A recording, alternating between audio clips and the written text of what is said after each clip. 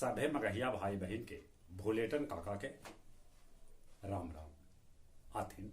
मगहिया खबर में सुनथिन देश दुनिया के खबर।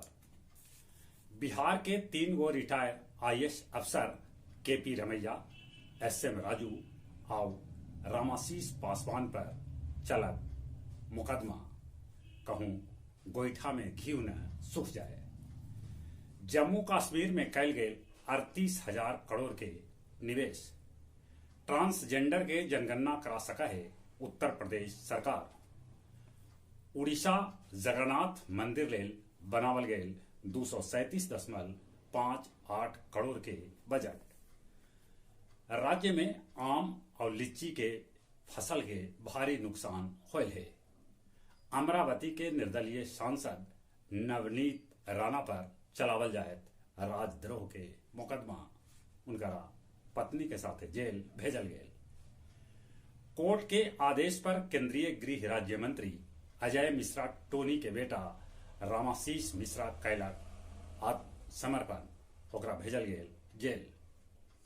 समस्तीपुर के ताजपुर में बर्फ फैक्ट्री में अमोनिया गैस रिसाव से एक आदमी के मौत हो गए, तब आधा दर्जन आदमी घायल हो गए। रूस यूक्रेन के बीच लड़ाई के आज 61वां दिन है। रूस यूक्रेन के 423 सैन्य ठिकाना पर कैलक हमला। पुतिन और जेलेंस्की दोनों कर रहन है अभियोग जीत के दावा। फ्रांस में फिर से चुनल गेलन इमैनुएल माइक्रो राष्ट्रपति। पीपीपी नेता बिलावल भुट्टो जरदारी 1-2 दिन में ले सका हथन पाकिस्तानी विदेश मंत्री पद के शपथ।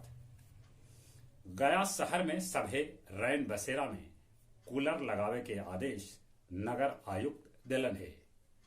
वजीरगंज में बालू के अवैध उठाव पर नवादा के मंगला क्रिएटिव प्राइवेट लिमिटेड पर केस ठोकल गए। संत निरंकारी मंडल में 300 आदमी कैलन रक्तदान। निरंजना नदी में सालों भर पानी रहे, एकरा लेल चेक डैम के कैल गए शिलान्यास। अब कुछ खेल के समाचार। आईपीएल में Lucknow super giants Mumbai Indians के 36 रन से हरा दिलक। कप्तान लोकेश राहुल जड़लन शतक। मुंबई इंडियंस के आईपीएल में लगातार 8वां हार है। एशियाई कुश्ती में दीपक पुनिया के रजत पदक भेटल। वायर म्यूनिख रिकॉर्ड 10वां बार जीतल बुंडेसलीगा खिताब।